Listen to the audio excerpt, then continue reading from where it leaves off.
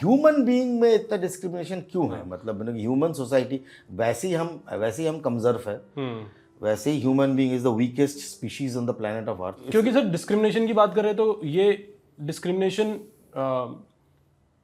English speaking और non English speaking वाली जगह जगह पे भी आता है। बिकॉज जैसे आप साउथ बॉम्बे की बात कर रहे हो, साउथ बॉम्बे के लोग जो बैठते उठना बैठना है जिनके साथ, या साउथ दिल्ली है या फिर इस तरह का। ऑफ कोर्स 100% मैंने देखा है, मैंने ऑफ कोर्स देखा है। इट्स लाइक सो नो, वो हिंदी बोलना भी नहीं चाहते कि उनको वो हिंदी में एक्सेंट में बात करते हैं। ओ अच्छा, ऐसे होता है क्या? सो मैंने बोला ये तो हिंदी बोलता है अच्छी तरीके से। ये आज इसके एक्सेंट एक्चुअली उनको हिंदी नहीं आती। नहीं, उसको हिंदी आती है लेकिन वो बोलना नहीं चाहते ना कि मैं हिंदी बोलूंगा तो मैं थोड़ा सा डाउन मार्केट देखूंगा। तो हिंदी देहातीपन आ जाएगा। कि राष्ट्रभाषा तो क्या है? राष्ट्रभाषा ऐसा ये सब कुछ नहीं है। इंग्लिश सर हम नाम नहीं लेंगे सर, बट बहुत ही बड़ा एक प्रोडक्शन कंपनी है सर, जिसके ऑफिस में भी अगर आपको जाना है तो आपको एक सर्टेन लुक में दिखना है, आप इंग्लिश में ही बात करोगे।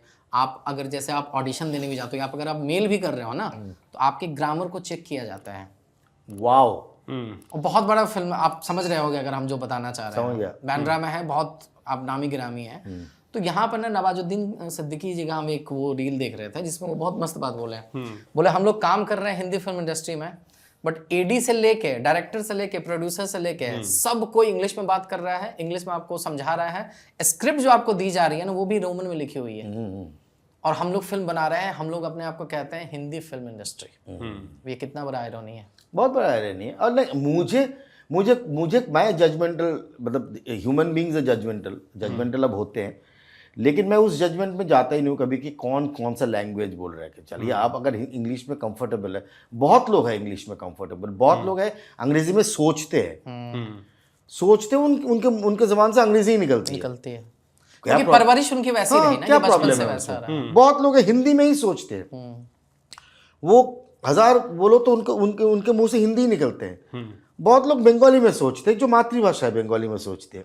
तो वो क्या दिमाग में ट्रांसलेट करता है चीज़ों को, फिर हिंदी में बताता है या फिर इंग्लिश में बताता है। सेम है सर, जैसे मेरा घर सब बिहार है सर। और वही है कि पहले हिंदी में सोचते हैं, फिर ट्रांसलेशन होता है उसका इंग्लिश दिमाग में, ट्रांसलेशन होता है, फिर आती है वो चीज़ें। और मेरे को लगता है कि ये जो है ना, ये बांद्रा बॉयज और जो बांद्रा में पैदा हुआ उनके साथ क्या होता है कि पहले वो इंग्लिश में सोचते हैं, फिर हिंदी में ट्रांसलेट करते हैं, फिर हिंदी में वो लोग बोलते हैं। एग्जैक्टली।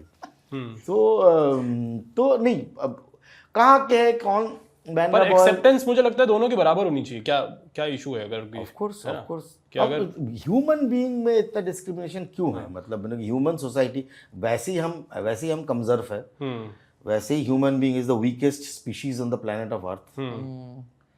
हमको कपड़े की जरूरत पड़ती है, पशुओं को नहीं पड़ती है। हमको सर दर्द होता है, हमको तुरंत बुखार हो जाता है, हमको जुकाम हो जाता है, हमको नज़ला हो जाता है, हमको सब कुछ होता है। हम कोई भी चीज़ बर्दाश्त नहीं कर पाते। हमारे में ग्रीड है, हम स्टोर करते हैं, हम भूखे नहीं रहते तभी भी शिकार करते हैं। हम खाना स्टोर करते हैं, हमारे पास फ्रिज है। हम सब कुछ अपने हिसाब से करते हैं। और हम अपने आप को बोलते हैं कि we are the greatest species on the planet of earth, we are the weakest species on the planet of earth. Thank you for watching this full clip. और मैं आपसे वादा करता हूं कि इसका फुल पॉडकास्ट भी देख के आपको काफी मजा आने वाला है। Link in the description.